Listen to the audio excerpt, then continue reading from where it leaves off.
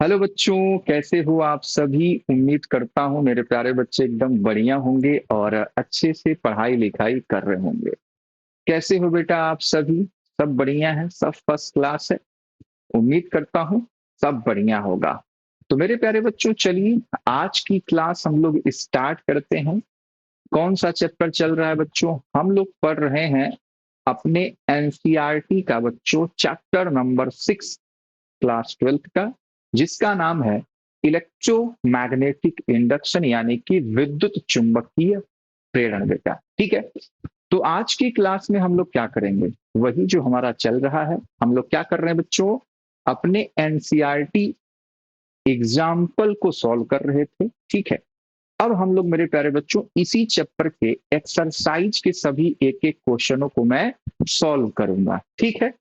तो उम्मीद करता हूं कि मेरे प्यारे बच्चे एकदम मजे से इस वाले वीडियो को देखेंगे और बेटा इसको पसंद भी करेंगे। ठीक है। तो चलिए स्टार्ट किया जाए मेरे प्यारे बच्चों क्लास को फटाफट, बिना किसी देरी के। तो मेरे प्यारे बच्चों चलिए स्टार्ट किया जाए। बेटा ये हमारा एनसीईआरटी का जो लेक्चर है, ठीक है, इसका एक्सरसाइज वाला मेरे प्यारे बच्चों ये पार्ट है, जिसको हमने पार्ट 3 नाम दिया है। ठीक है।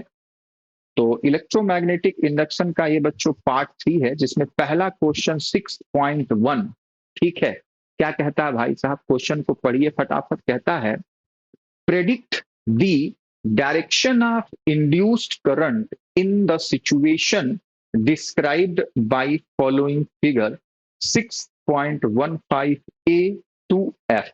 ठीक है। तो ए से लेकर के बच्चों इसमें एफ तक फिगर्स हैं, जिसमें हमको डायरेक्शन ऑफ इंड्यूस्ड करंट बताना है। तो क्या लगाएंगे? वही लेंज लॉ। दो तरीका हमने समझा रखा था कि हम लोग मैग्नेटिक फील्ड के हिसाब से देख लेते हैं, और या जो लूप होगा या सोलेनॉइड होगा वो भी एक मैग्नेट की तरह काम करेगा। तो हम लोग एन पोल और एस पोल वाले कहानी से भी हम लोग इसको सीख सकते हैं। उम्मीद करता हूं कि यहां तक की बातें मेरे प्यारे बच्चों को कोई दिक्कत परेशानी तो नहीं होनी चाहिए। ठीक है। ओके सर, कोई दिक्कत नहीं है जी, कोई दिक्कत परेशानी नहीं है। चलिए तो फिगर ए से शुरू करते हैं। फिगर ए को ध्यान से देखिए। फिगर ए मेरे प्यारे बच्चों क्या कर रहा है कि जो मैग्नेट है इस बच्चों लूप की तरफ जा रहा है। ठीक है। मैग्नेट मेरे प्यारे बच्चों इस लूप की तरह क्या हो रहा है? जा रहा है। ठीक है। तो बेटा यानी कि मैं कह दूं, मैं क्या कह दूं? मैं कह दूं कि भाई साहब अगर यहाँ पे इस तरफ यहाँ पे अगर एस पोल बन जाए तो जो हो रहा है उसका अपोज हो जाएगा। जो हो रहा है बेटा उसका क्या हो जाएगा? अपोज हो जाएगा। क्या इतनी बातें मेरे प्यारे बच्चों को क्लियर हो रही भाई साहब? कि अगर ये मैग्नेट बेटा इसकी तरफ जा रहा है तो यहाँ पे अगर एस पोल बन जाएगा तो मेरे प्यारे बच्चों हमारा काम आसान हो गया कि भाई जो हो रहा था उसका अपोज हो गया। यही बच्चों क्या कहते थे? यही तो कहते थे हमारे लेंज साहब। ठीक है। जो हो रहा है उसका क्या करना है बेटा? अपोज करना है, अपोज करना है।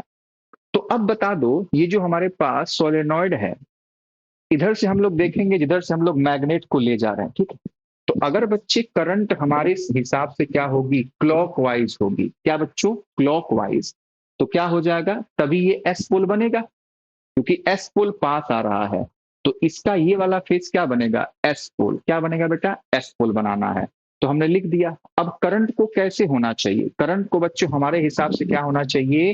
क्लॉकवाइज। हम लोग यहां से देख रहे हैं, यहां से देख रहे हैं, और करंट को क्लॉकवाइज होना पड़ेगा, तभी हमारा एस पोल बनेगा। ठीक है। तो मेरे प्यारे बच्चों इसका मतलब है कि करंट ऐसे यहां पे उठ के जाएगी, ऐसे यूं यूं यूं यूं यूं यूं। बोलो हाँ या ना? ऐसे करंट जाएगी मेरे प्यारे बच्चों। तो करंट का डायरेक्शन कैसे हो जाएगा? Q R P. Q R P, जल्दी बता दो। Q R P. ठीक है। तो क्या डायरेक्शन हो गया बच्चों? इसमें डायरेक्शन हो गया, सबसे पहले जाएगा क्यू से आर, आर से पी, फिर से क्यू तक पहुंचा दो तो क्यू आर पी क्यू मेरे प्यारे बच्चों डायरेक्शन हो जाएगा। क्लियर है? आसान है। आ जाते हैं बच्चों फिगर नंबर बी पे। फिगर नंबर बी क्या कह रहा है? फिगर नंबर बी कह रहा है कि भाई साहब यहाँ पे अब दो लूप हैं। कितने लूप बेटा? दो। बहुत इंपॉर्टेंट है, दिमाग लगाना पड़ता है, और दिमाग एक बार समझ गए तो मेरे प्यारे बच्चों फटाफट आंसर आता है। चलिए इधर क्या है, इस मैग्नेट को हम लोग ला रहे हैं, दिख रहा है साफ साफ, हाँ जी। तो इस वाले, जब हम लोग मान लो इसको मैं पहला बोल दूं, इसको दूसरा बोल दूं, ठीक है, तो पहले वाले में भाई जो इसका ये वाला फेस होगा, फिर से इसको एस बनना पड़ेगा। और अगर दूसरे वाले की मैं बात करूं तो मेरे प्यारे बच्चों ये एन पोल है, ठीक है, तो ये दूर जा रहा है, तो इसको भी एस बनना पड़ेगा। अरे बोलो, क्योंकि ये एन पोल दूर जा रहा है, तो एस वाला क्या करेगा कि भाई दूर मत जाओ, मेरे पास रहो, ठीक है, यही कहानी होनी है बस। तो मेरे प्यारे बच्चों, इसको अगर एस पोल बनाना है तो क्या करना पड़ेगा, फिर से हम लोग इधर से देखेंगे, और इस वाले मेरे प्यारे बच्चों साइड को क्या होना पड़ेगा, एस पोल। तो करंट कैसी होनी चाहिए, यहां से देख रहा हूं जहां मैग्नेट है, तो बच्चे फिर से क्लॉकवाइज, कैसा मेरे प्यारे बच्चों, क्लॉकवाइज डायरेक्शन में, क्लॉकवाइज डायरेक्शन में मेरे प्यारे बच्चों हमारे पास होना चाहिए। क्या इतनी बात मेरे प्यारे बच्चों को क्लियर हो रही है? तो कैसे करेंगे बच्चा लोग कि भाई साहब, अगर ऐसे करंट यहाँ पे ऊपर चढ़ेगी, ठीक है, तभी तो ऐसा होगा, मतलब यहां से करंट ऐसे गई, यहां से ऐसे आई, ऐसे आई, तो मेरे प्यारे बच्चों यहाँ पे जो डायरेक्शन हो जाएगा क्या हो जाएगा, P R Q, P R Q, और फिर से पी लिख लो, P R Q and P. Clear है? करंट ऐसे चढ़ाओगे तभी तो क्लॉकवाइज होगा। हाँ सर। अब उसी प्रकार से यहाँ पे कर दो भाई साहब, यहाँ पे बता दो कैसे होगी मेरे प्यारे बच्चा लोगों। तो अगर ये एस पोल है तो यहाँ पे एन पोल बनना पड़ेगा, यहाँ पे बच्चों एन पोल बनना पड़ेगा, तो यहाँ से कैसे करंट होगी, एंटी क्लॉकवाइज। कैसे मेरे प्यारे बच्चों, एंटी क्लॉकवाइज, ठीक है। तो यहां से करंट मेरे प्यारे बच्चों ऐसे उतरेगी, ठीक है, और यहाँ पे ऐसे आएगी, यहाँ पे ऐसे आएगी, यहाँ पे ऐसे आएगी, ठीक है। तो Y Z X, Y Z X Y, Y Z X Y, clear है, Y Z X Y is the correct answer. क्या कर पा रहे हो, समझ में आ रहा ना भाई साहब? एकदम आसान है। एस पोल आ रहा है, तो ये वाला जो हमारे पास पहला वाला कॉइल है, उसके उस वाले एंड को जिधर वो एस पोल है, क्या होना चाहिए, एस होना चाहिए, तभी तो रिपल्सन होगा कि आ रहा है तो हम नहीं आने देना चाहते हैं। और जब दूसरे वाले कॉइल से बात करोगे तो एन पोल दूर जा रहा है, तो उसको रोकना है तो भाई एन पोल होना चाहिए, बस सिंपल सी बात है। चलिए, तो ए और बी मेरे प्यारे बच्चों को मैं उम्मीद करता हूं कि समझा पाया, समझा पाया। क्या इतनी बातें क्लियर है? क्या इतनी बातें मेरे प्यारे लालों को क्लियर है? हाँ सब क्लियर हो गई। हम आते हैं दूसरे क्वेश्चन में, क्वेश्चन नंबर 2। यहाँ भी लेंज लॉ ही हम लोग लगाने वाले हैं इस क्वेश्चन में भी। क्वेश्चन को जरा पढ़िए, क्वेश्चन को जरा पढ़िए। कहता है use Lenz law to determine the direction of induce current in the situations describe by figure 6.16। यही है 6.16। ए कह रहा है, ए मतलब ए के लिए ये वाला फिगर है, a wire of irregular shape turning into a circular shape. ठीक है, ये जो इरेगुलर शेप का जो वायर दिख रहा है ना यहाँ पे, इधर उधर है, उसको बच्चे हम लोग खींच के क्या कर दे रहे हैं, सर्कुलर शेप में कर दे रहे हैं। ठीक है, तो बेटा यानी कि क्या हो रहा है कि एरिया चेंज होगा यहाँ पे। अरे यही तो होगा, जब इसको बच्चे खींच करके आप बेटा क्या कर दोगे, सर्कुलर शेप का कर दोगे, तो एरिया मेरे प्यारे बच्चों बढ़ेगा, और एरिया बढ़ने से अंदर की ओर पास करने, क्योंकि मैग्नेटिक फील्ड बच्चे क्रॉस है, तो इस लूप से होकर के अंदर की ओर जो फ्लक्स है वो इंक्रीज होगा। ठीक है, तो यानी कि इस लूप में जो मैग्नेटिक फ्लक्स बनाना है, लूप के लिए जो मैग्नेटिक फील्ड बनेगा, जिससे मैग्नेटिक फ्लक्स बनेगा, उसका डायरेक्शन कैसे होना चाहिए मैग्नेटिक फील्ड का, मेरे प्यारे बच्चों, कि अंदर की ओर बच्चों फ्लक्स बढ़ रहा है, तो ये बाहर की ओर होना चाहिए मैग्नेटिक फील्ड का डायरेक्शन। तो बाहर की ओर कैसे होगा, जब बच्चे हम लोग ऐसे बात करेंगे। ठीक है, अपना राइट हैंड लो और घुमा दो भाई साहब, मैग्नेटिक फील्ड को बाहर की ओर होना पड़ेगा। ठीक है, तो बाहर के लिए कैसे करेंगे, बाहर के लिए मेरे प्यारे बच्चों कैसे करना है आपको, जल्दी से बता दीजिए। तो बाहर के लिए ऐसे घुमाना पड़ेगा। ठीक है, तो मेरे प्यारे बच्चों हो जाएगा ए से डी, डी से सी, सी से बी, बी से ए। तो यहां पे मैं लिख देता हूं ए डी सी बी और फिर से ए। ठीक है, ये हमारे पास सही आंसर होगा। समझ गए, बूझ गए? ठीक है, क्या होता है भाई साहब, एरिया बढ़ रहा है, एरिया बढ़ रहा है, तो अंदर की ओर जो फ्लक्स है वो बढ़ रहा है, उसका अपोज करना है। तो जो लूप में इंड्यूस करंट आएगी वो इस तरीके से होना चाहिए कि अंदर की ओर बढ़ने वाले मैग्नेटिक फील्ड का क्या करेगा, अपोज करेगा।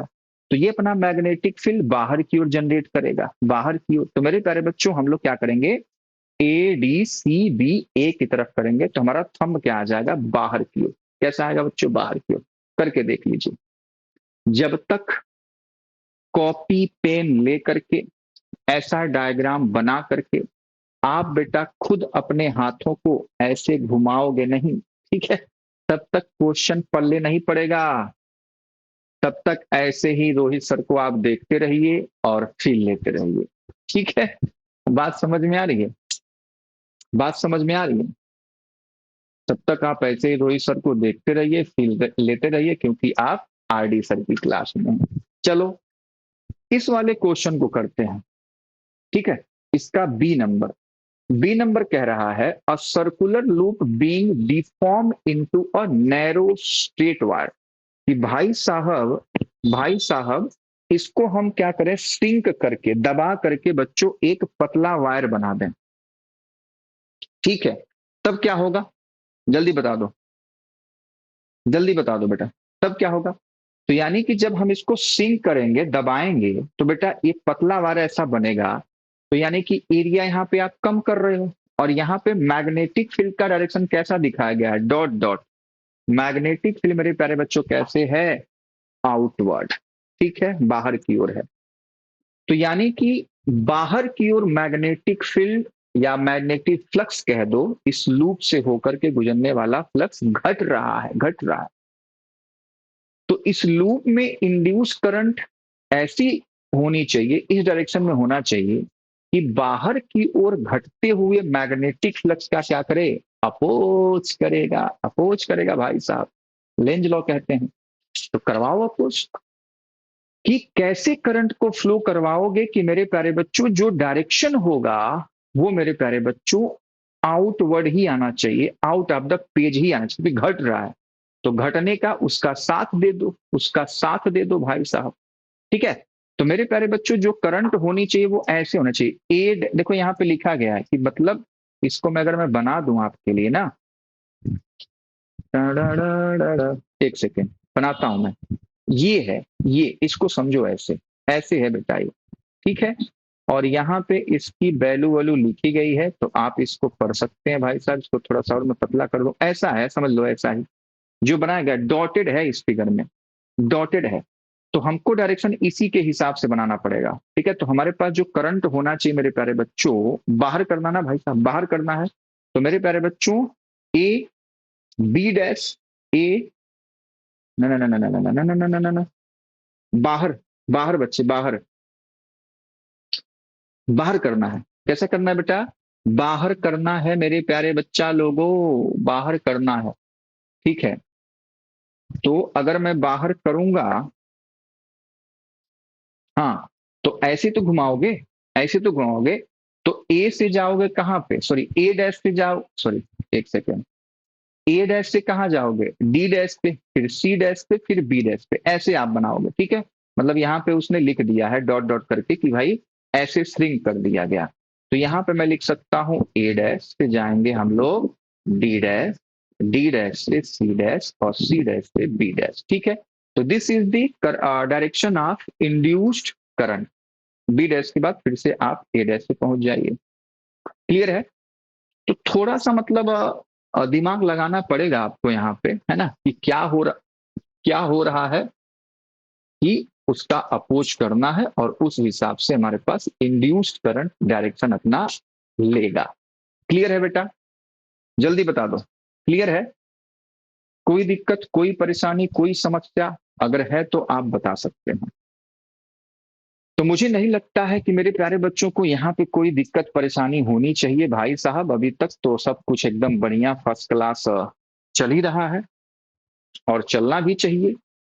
ठीक है, चल रहा है और चलना भी चाहिए। चलिए भाई साहब, तो नेक्स्ट क्वेश्चन की तरफ बढ़ा जाए हम लोग। डिंग डिंग डिंग, ये इसका हिंदी वाला पार्ट। ठीक है, चलो क्वेश्चन नंबर 3, क्वेश्चन नंबर मेरे प्यारे बच्चों 3। क्या करेंगे, पढ़ेंगे पहले भाई साहब, पढ़िए। A long solenoid with 50 turns per centimeter has a small loop of area this। तो जो दिया गया है उसको पहले लिख लेता हूं, यही लिख लो कि a long solenoid with 50 turns per centimetre. तो देख बच्चा, मतलब 1 सेंटीमीटर बच्चों कितने नंबर ऑफ टर्न्स हैं? 15 हैं। लेकिन हम सारा का सारा कहानी क्या चाहते हैं बच्चों? हम तो चाहते हैं भाई साहब मीटर में हो जाए ना, number of turns per unit length, और किसमें होना चाहिए? मीटर में। तो बेटा 1 मीटर में कितने नंबर ऑफ टर्न्स हो जाएंगे? तो बच्चा बच्चा 1 मीटर में 100 सेंटीमीटर होता है, यानी कि हो जाएगा बच्चा 1500 टर्न्स। जल्दी बताओ, ये सारी बातें सबको समझ में आ गई? ये लाइन सबको समझ में आ गई कि भाई साहब कैसे हुआ कि अगर 1 सेंटीमीटर में 15 टर्न्स है तो 100 सेंटीमीटर में कितना होगा? 1500 हो जाएगा। ठीक है, और 100 सेंटीमीटर बोले तो चलो यहां लिख देता हूं, 100 centimetre is equals to 1 metre, और 1 मीटर में कितना हो जाएगा? 1500 टर्न्स हो जाएगा। तो ये स्मॉल एन की वैल्यू है, सिंपल सी बात है। ठीक है, स्मॉल एन की ये वैल्यू हो जाएगी। अच्छा, ओके भाई साहब, कह रहा कि लूप का एरिया है बच्चों 2 सेंटीमीटर का स्क्वायर। चलो, तो यानी कि एरिया इज 2 सेंटीमीटर का स्क्वायर, यानी कि 2 × 10⁻⁴ सीधा -4 रख दूं। चलो ऐसे कर देता हूं, -2 सेंटीमीटर का मीटर बदला, इसका स्क्वायर, तो ये हो जाएगा मीटर स्क्वायर। यानी कि यहीं पे लिख दो 2 × 10⁻⁴ मीटर का स्क्वायर। क्लियर है बेटा? हाँ सर। आगे, placed inside the solenoid normal to its axis. समझ पा रहे हो कैसे किया जा रहा है बेटा जी? चलिए एक फिगर बनाते हैं, मेरे साथ साथ सभी लोग एक फिगर को बनाएंगे। मान ले बेटा ये एक हमारे पास सोलेनॉइड है, ठीक है, मान लो ऐसा हमारे पास एक सोलेनॉइड है। हा हा हा। अब हमने क्या किया, एक बच्चों हमने लूप लिया, ऐसा छोटू सा ही है ये लूप, ऐसे इसमें रख दिया है, क्योंकि भाई साहब ये इसका एक्सिस है ना। ये मेरे प्यारे बच्चों क्या है, इसका एक्सिस है, एक्सिस के परपेंडिकुलर रखा गया। बहुत बढ़िया, मैं कलाकार नहीं हूं लेकिन समझिए बात को, ठीक है, ऐसे ही रखा गया है, एक्सिस के परपेंडिकुलर। ठीक है बेटा, बहुत सही सर, बहुत सही, समझ गए। चलिए आगे बढ़िए, तब जब समझ गए तो कह रहा है, if the current carried by solenoid changes steadily from 2 to 4 ampere in just 0.1 second. यानी कि मेरे प्यारे बच्चों यहाँ पे आपको I1 की वैल्यू गिवन है 2 एम्पियर एंड I2 की वैल्यू गिवन है 4 एम्पियर, और डेल्टा टी का समय दिया गया है मेरे पास, क्योंकि टाइम को हम हमेशा 0 से स्टार्ट करते हैं, तो वो दे दिया है 0.1 सेकेंड। तो दिस इज 0.1 सेकेंड। इतनी बात क्लियर है? हाँ सर, हाँ सर। इस फिगर को थोड़ा नीचे कर दूं? हाँ सर, हाँ सर। चलिए कर दिया हमने। क्लियर है बेटा ना? बढ़िया समझ में आना चाहिए, एकदम तरीके से, एकदम मजेदार तरीके से, एकदम धुआं धुआं हो जाना चाहिए। ठीक है, चलिए। तो एरिया हमारे पास दिया था, करंट I1 I2 दिया है, और डेल्टा टी समय दिया है, और जैसा क्वेश्चन में कहा हमने वैसा प्रयास किया है कि आपके लिए मैं फिगर बना दूं। ठीक है, तो ऐसा है बच्चों पूरी कहानी। चलिए जी भाई साहब, अब क्या कह रहा है? कह रहा है व्हाट इज दी, ओहो भाई साहब, कह रहा है what is the induced EMF in the loop while the current is changing. ठीक है भाई साहब, तो इस लूप में मेरे प्यारे बच्चों इंड्यूस्ड ईएमएफ आपको बताना है। Induced EMF in this loop, in this loop, ठीक है, इसमें बच्चों इंड्यूस्ड ईएमएफ आपको बता देना है, ई इंड्यूस्ड। ठीक है, ये आपको क्या करना है, कैलकुलेट करना है भाई साहब, भाई साहब। किया जाए, जल्दी बताइए। तो सबसे पहले क्या होगा, सबसे पहले क्या होगा कि मेरे प्यारे बच्चों यहाँ पे इंड्यूस्ड ईएमएफ, मैग्नेटिक फील्ड किसका होगा? सोलेनॉइड का। B equals to mu naught N I. ठीक है, तो चलो करते हैं, चलिए मेरे प्यारे बच्चों करते हैं कि भाई साहब हम लोग निकालेंगे ई की value. E is what? E is d phi b by dt, बोलो हाँ या ना। हम केवल मैग्नीट्यूड में इंटरेस्ट रखते हैं। We only interested in magnitude of EMF. ठीक है, हम उलूल जुलूल की बातें नहीं करेंगे। चलिए, तो ये मेरे प्यारे बच्चों क्या हो जाएगा, this will be D by D T, और मेरे प्यारे बच्चों ये हो जाएगा बी ए कॉस थीटा, रख लो। Okay sir. तो हमारे पास, अच्छा बता कॉस्ट का क्या होगा, मेरे पास जो लूप है, अगर हमारे पास करंट मान लो ऐसे हमने फ्लो करवा दिया, इधर मैग्नेटिक फील्ड हो जाएगी, उधर ही मेरे प्यारे बच्चों लूप का एरिया भी रहेगा। ठीक है, तो बेटा 0 डिग्री हम लोग यहाँ पे ले लेंगे। ठीक है, तो यानी कि हम लोग फॉर्मूले में रखेंगे डी बाई डी टी, और ये हो जाएगा बी इंटू ए, बी इंटू ए। ओके सर, ओके मेरे प्यारे बच्चों। चलिए, इसको क्या लिखेंगे भाई साहब, बी अब डालो, बी डालो, बी की क्या वैल्यू है, बी की वैल्यू होनी चाहिए mu naught small N into I into A. हाँ सर, बढ़िया है सर, फर्स्ट क्लास है सर। चलिए, तो बेटा अब बता, म्यू नॉट बाहर आ जाएगा, हाँ सर, एन भी बाहर आ जाएगा, एरिया भी बाहर आ जाएगा, क्योंकि एरिया तो फिक्स है, लेकिन भाई साहब जो करंट है ना वो चेंज हो रहा है, तो D I by D T. अब यहां पे मैं delta I by delta T भी लिख सकता था, कोई दिक्कत परेशानी नहीं है, लेकिन हम लोग मान लो ऐसे लिख लिए, बात समझ में आई। अब मेरे प्यारे बच्चों रख लो सारी वैल्यू, सारी वैल्यू हम लोग रख लेते हैं। तो यहाँ पे हमारे पास ई की वैल्यू क्या हो जाएगी, म्यू नॉट की वैल्यू डालो, क्या होता है, म्यू नॉट की वैल्यू बेटा क्या होती है, म्यू नॉट बाई 4 पाई होता है 10⁻⁻⁷। तो ये हो जाएगा 4 पाई इंटू 10⁻⁻⁷। ठीक है ना, बात समझ में आई। चलो, एन की वैल्यू क्या होगी, एन की वैल्यू क्या है बच्चा, 1500, 1500 है। और एरिया क्या है भाई साहब, एरिया हमारे पास है 10⁻⁻⁴, सॉरी 2 इंटू 10⁻⁻⁴। और D I by D T क्या है भैया, क्या है भैया, D I by D T, D I मेरे बच्चों क्या हो जाएगा, देख डेल्टा आई यही निकाल ले, डेल्टा आई हमारे पास क्या हो जाएगा 4 - 2 यानी कि 2 एम्पियर, I2 - I1, और डेल्टा टी हमारे पास क्या है 0.1 सेकेंड। ठीक है, तो भाई इसको रख लेंगे 2 इंटू 0.1। ठीक है, हाँ सर बढ़िया है सर। चलिए सर,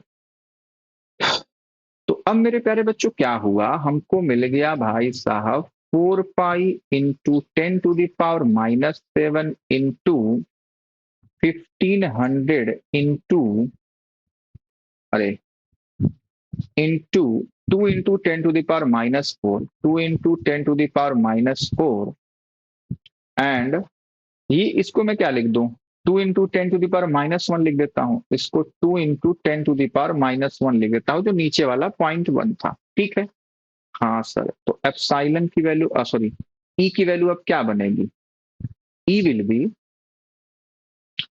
सभी पावर्स को एक तरफ, सभी वैल्यू को एक तरफ कर लो। ठीक है, तो अब हम लोग कट्टी पिट्टी भी करेंगे, ये 4 हो गया, ये 3.14 हो गया, और ये 15 हो गया, और ये 2 हो गया, और ये 2 हो गया। अब पावर्स को गिनो भाई, इसका -7 पावर है, इसके पास +2 पावर है, किसके पास, इसके पास, इसका और इसकी कहानी खत्म हुई। इसका -4 पावर है, इसका -1 पावर है। तो ई की वैल्यू अब क्या बनेगी, थोड़ा जल्दी से देख लो भाई, 15 चौक को 60, और ये हमारे पास कितना हो गया भैया, अच्छा 22/7 रखने से भी कट्टा पिटता नहीं, तो चलो हमको डेसिमल में मल्टीप्लाई करना ही पड़ेगा, तो हो जाएगा 4, 15 चौक को 60, 60 चौक को 240 इंटू 3.14 गुणे 10 के पावर कितना हुआ, ये हो गया -5, 12, तो 10⁻⁻10 आया। बोलो 10⁻⁻10 आ गया, और ये डेसिमल है भाई साहब, ठीक है? अरे ठीक है, हाँ सर, सही किया हूं ना बच्चे? 1500 का 2 -4, सब कुछ क्लियर है, सब कुछ क्लियर है सर, ठीक है। चलिए, इसको मेरे प्यारे बच्चों कैलकुलेट कर लेंगे, और क्या कैलकुलेट करके बता दो। कैलकुलेट कर सकते हैं ना हम लोग? कितना हो जाएगा? 240 गुणे 3.14, रुको मैं ही कर दूं। 240 गुणे 3 मतलब 14। बेटा फाइनल आंसर आपका आएगा 7.54 इंटू 10⁻⁻6 वोल्ट, ठीक है? करके देख लीजिएगा। अब इतना तो कर ही सकते हो तुम लोग, इतना तो बेटा आप लोग कर ही सकते हैं, ठीक है? इतना तो काम मेरे प्यारे बच्चों आपको करना ही पड़ेगा, ठीक है बच्चा? तो इस तरीके से हमारा आंसर मेरे प्यारे बच्चों आ जाएगा, ठीक है? अच्छा प्रश्न था, बढ़िया क्वेश्चन था, कोई दिक्कत परेशानी नहीं होनी चाहिए।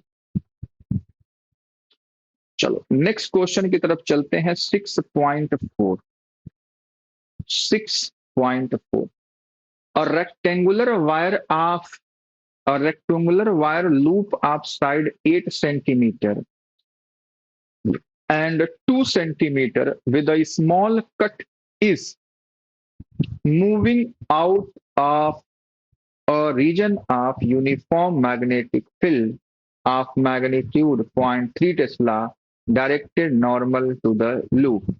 चलिए, जैसा क्वेश्चन कहता है हम लोग एक फिगर बनाते हैं। मान लिया हमारे पास ऐसा मैग्नेटिक फील्ड है, ठीक है बेटा, और हमारे पास एक लूप है, ठीक है?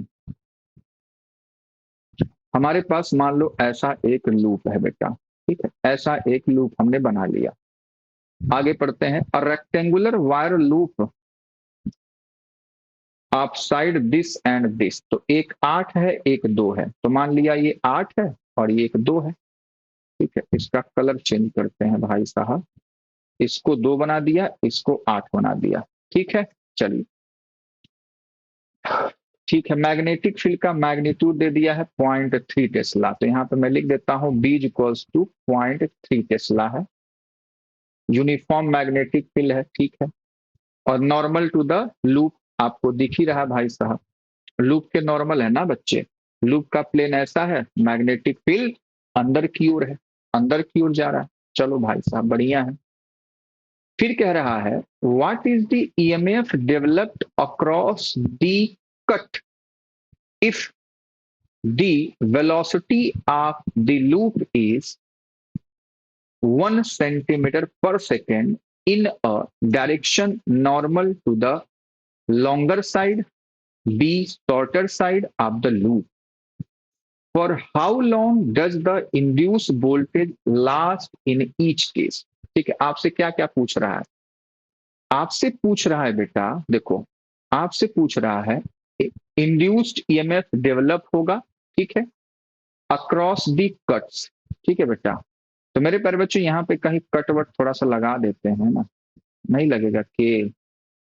चलिए थोड़ा सा कट मार दो यहाँ पे, ठीक है? समझ लो, मतलब ये पूरा क्लोज नहीं है, बात समझ में आई? इसमें कह दिया विद अ स्मॉल कट, ठीक है, तो कहीं पे कट लगा हुआ है। अच्छा जी, अब बच्चे ईएमएफ हमको कैलकुलेट करना है उसी कट के अक्रॉस, ठीक है?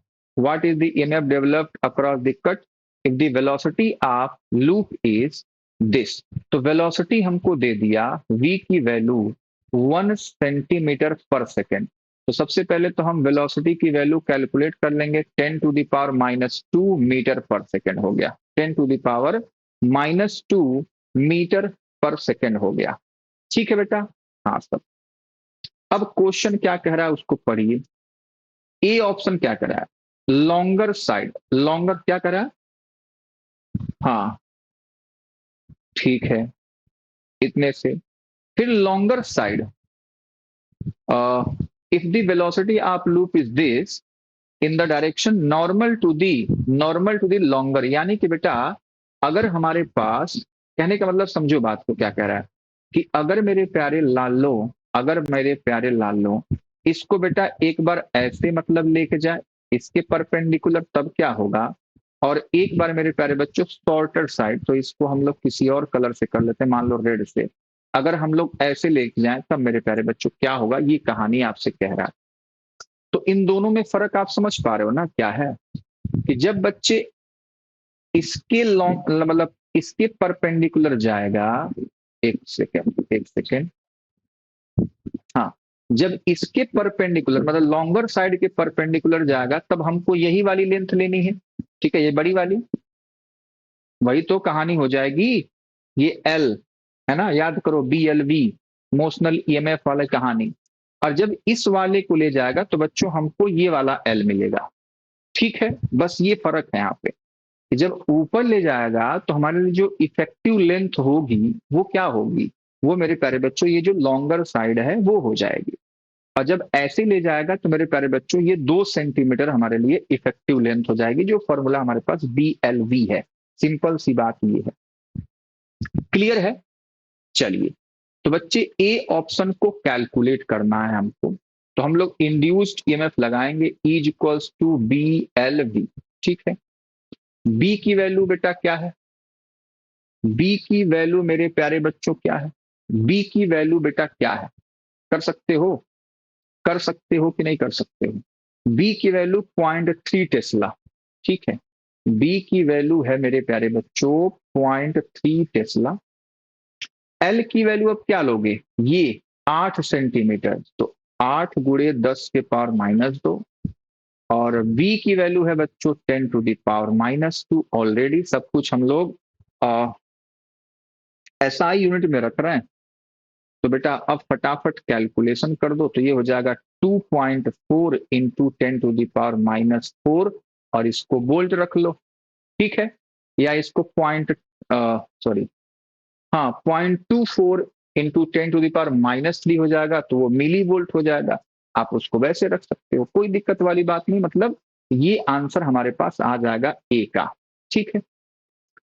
अब जब ऐसा होगा तो फिर ये कह रहा है कि भाई जो ये EMF आएगा ना, how long does the induced voltage last in each case, यानी कि बच्चों ये जो इंड्यूस्ड EMF 2.4 × 10⁻⁻4 वोल्ट आया है वो कितने टाइम तक इसमें रहेगा, इसकी बात है, ठीक है। तो कहने का मतलब वही कि भाई जब इसको आप बाहर लेके चले जाओगे, ठीक है, तो वही होगा, तो यानी कि कितनी डिस्टेंस मेरे प्यारे बच्चों, यही जो हमारे पास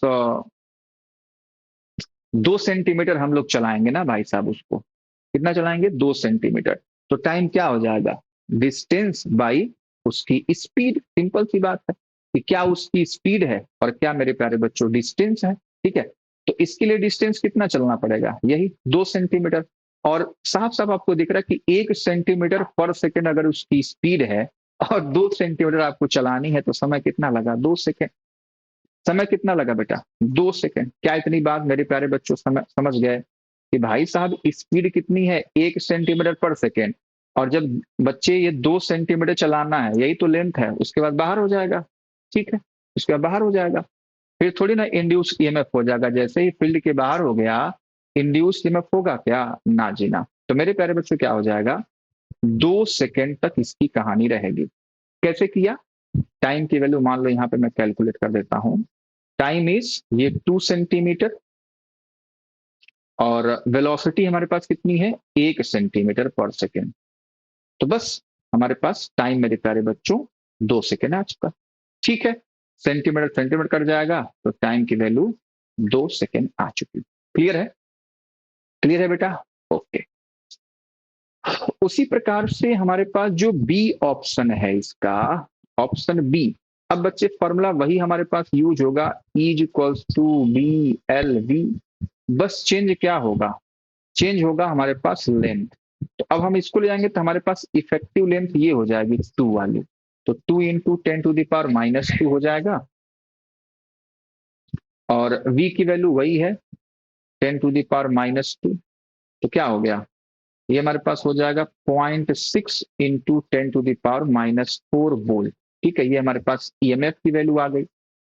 अब फिर टाइम इसके लिए कैलकुलेट करेंगे तो बच्चे अब क्या बाहर निकालना है, इधर ले जाना है ना, तो यानी कि कितना टाइम मतलब लगेगा, ये 8 सेंटीमीटर लेंथ है, ठीक है, और 1 सेंटीमीटर हर 1 सेकंड बाहर निकल रहा है, तो 8 सेकंड लगेगा, ठीक है। तो बस यहाँ पे जो T2 समय है, मान लो इसको हमने T1 कह दिया,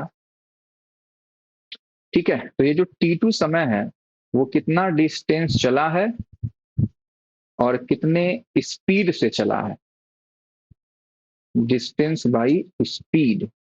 तो डिस्टेंस चलना है 8 सेंटीमीटर और 1 सेंटीमीटर पर सेकंड की स्पीड है, तो कितना लगेगा समय, 8 सेकंड, ठीक है। तो ये हमारे पास आंसर हो जाएगा, ये हमारे पास बेटा आंसर हो जाएगा।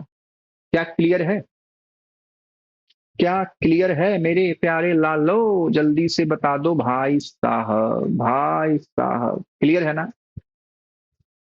तो मेरे प्यारे बच्चों 4 क्वेश्चन हमने एक्सरसाइज के सॉल्व किया, है ना। समय लगता है क्योंकि मैं आपको समझा भी रहा हूँ, सॉल्व भी कर रहा हूँ, कैलकुलेशन भी है, तो इसलिए समय लगता है, ठीक है, कोई बात नहीं, आपको बस आना चाहिए, आपको बस समझ में आना चाहिए, ठीक है बेटा।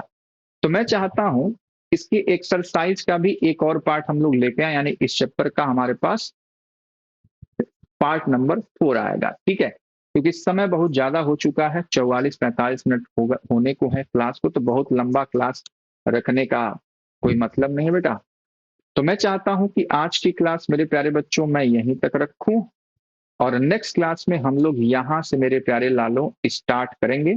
बाकी आपके लिए अगर 4 क्वेश्चन है, आप लोग 4 क्वेश्चन अगर देख के आएंगे तो आपके लिए बहुत अच्छा होगा, ठीक है। तो मेरे प्यारे बच्चों आज की क्लास हम लोग यहीं तक रखते हैं, इसके पार्ट नंबर 4 में हम लोग बाकी के 4 क्वेश्चन करेंगे। 8 क्वेश्चन है एक्सरसाइज में, तो 5वां, 6ठा, 7वां और 8वां मेरे प्यारे बच्चों हम लोग नेक्स्ट वाले क्लास में उसको कवर करेंगे, ठीक है। उम्मीद करता हूं कि मेरे प्यारे बच्चों आज की क्लास में जो 4 क्वेश्चन हमने सॉल्व किया वो अच्छे से आपको समझ में आएगा जब भी आप इस वीडियो को देखेंगे, ठीक है। तो प्लीज बेटा अगर ये वीडियो आपको पसंद आ रही हो तो प्लीज इसे लाइक, सब्सक्राइब, अपने दोस्तों के साथ शेयर करना बिल्कुल ना भूलें। मिलते हैं इसी के साथ बेटा नेक्स्ट लेक्चर में, तब तक के लिए बाय बाय, टेक केयर, मस्त रहिए और स्वस्थ रहिए मेरे प्यारे बच्चों।